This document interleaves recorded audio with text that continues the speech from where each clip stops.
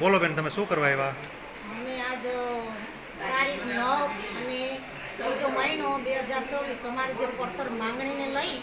અને જે આવેદનપત્ર પ્રોગ્રામ ઓફિસર મેડમને માંગરોળ ઘટકમાંથી આવેલા અમારા બહેનો અને હું એક અખિલ ગુજરાત કર્મચારી સંઘમાંથી પ્રમુખ જિલ્લા પ્રમુખ સૌ, મારું નામ ગોહેલ રતનબેન પી, અને અમે આવેદનપત્ર અમારી પડતર માંગણીને લઈ અને બધા બહેનો સાથે અમે આવેલા અને જે